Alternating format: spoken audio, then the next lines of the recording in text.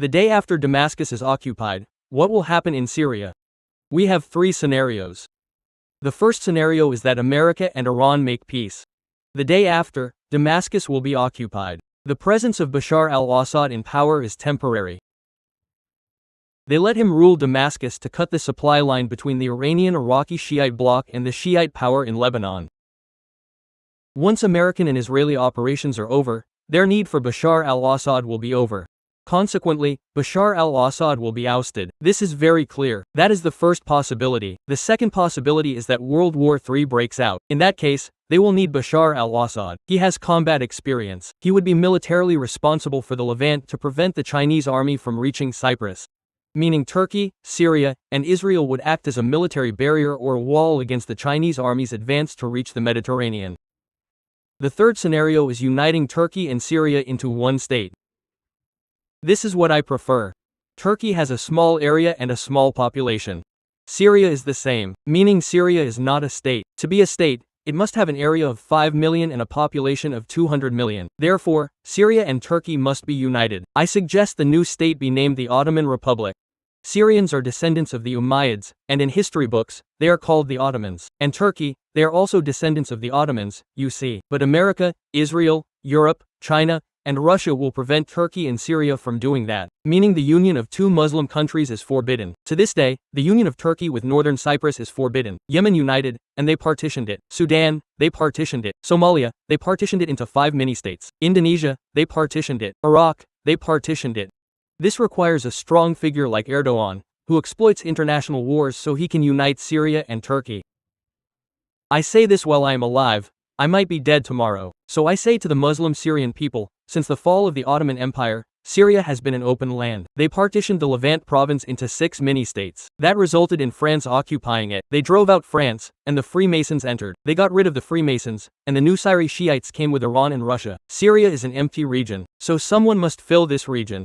Either Syria becomes an Iranian province, an Israeli province, a Russian province, a Chinese province, or a Turkish province. Well, we must choose, and the right thing is for it to be a Turkish province. If Syria and Turkey are united, Syria would become the mind of Turkey. You see, in the Ottoman Empire, the Arab Muslims were the mind of the state. The person who raised Sultan Mehmed the Conqueror was an Arab, Sheikh Akshamsaddin, and those who designed the Ottoman state's policy were the Arabs. The policy the Arabs adopted was the continuation of Islamic conquests, and the Ottomans did this. They carried out Islamic conquests. They served Islam. They preserved the Holy Quran, the Arabic language. All the Turks who came to the Arab countries, all of them, became Arabized. The Mamluks in Egypt, the Turkish Abbasid armies, the Turkish Tulunid state, the Turkish Ikhshidids, all of them, even the Ottoman state, all of them became Arabized. There is no Turkish language in Egypt now. Despite 1,200 years of Turkish migrations to Egypt, the Turks melt into the Muslims, as do the Kurds. But in Syria today, the Turkmens speak Arabic and melt into the people.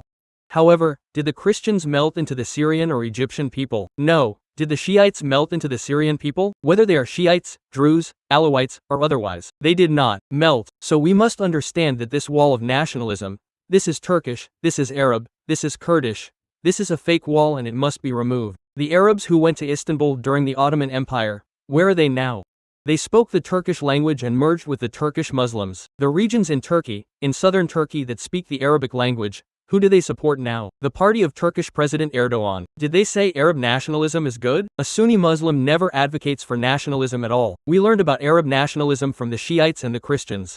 But the Islamic movement is always a Sunni Muslim movement. The Shiites believe that the Turks and Kurds have no right to reach power. The Ottoman Empire is an illegitimate state, meaning, this is a state whose sultan is a Turk. The sultan must be a descendant of Ali. The Shiite religion does not accept the rise of a Turk or a Kurd to a position of power. In the case of Sunni Muslims, all Muslims are equal. That is why when Saladin the Ayyubid, who was Kurdish, came, the Egyptian people, who are Arabs, did not say to him, "You are a Kurd." They did not say to him, "Are you a descendant of Ali ibn Abi Talib or not?" When the Turkish slaves came and established the Mamluk state, including Sultan Qutuz and Sultan Baybars, who saved the Islamic world from the Mongols, the Arab Egyptians did not say to them, "Are you Arabs or not? Are you from the lineage of the Prophet or not?" The Arab Egyptians asked them one question, Are you a Muslim or not? Are you qualified to hold a position of power or not? Not your ethnicity. What matters to us is your fear of God and your piety, and your capability and strength to rule the state. We have witnessed the Mamluks rule Egypt for 400 years, and their rule was stable. And this is rooted in the creed of Sunni Muslims. All Muslims are equal. There is no difference between them except in the fear of God. God said in the Holy Quran, "The most noble of you in the sight of God is the most pious." Not a descendant of Ali ibn Abi Talib, nor a descendant of Al-Hussein, nor anything of that sort. The Quran, we believe in the Holy Quran. The Shiites say it is distorted. Consequently, when you present this verse to them, they say, "No, we do not accept it." So their understanding of governance is completely different from ours. I have looked at all the states that existed in the Levant, meaning, throughout the 1400 years of the Rashidun Caliphate. The Levant was not a state in the Rashidun Caliphate. It was a province in the Rashidun Caliphate, then the center of the Umayyad state, then a province in the Abbasid state, then the center of Nur ad-Din Zengi's state, then a province in the state of Saladin the Ayyubid, a province in the Mamluk state in Egypt, a province in the Ottoman Empire. It has never happened in the history I know that a state was established on the borders of the Levant alone, nor in Egypt. Either Egypt includes Libya, Somalia, Sudan, and the Levant with it, or the Levant includes Egypt. This is what we have witnessed in history. As for the fake education in schools, and the fake talk he says in the media, throw that in the nearest trash can, for this has ruined our country. It led to the killing of 2 million Muslims in Syria. We are supposed to state historical facts. There is no such thing as Syrian, Turkish, Kurdish, Turkmen, or Arab. God in the Holy Quran says, "He named you Muslims." God has honored us with the name Muslim. Ask me who you are. I say I am a Muslim.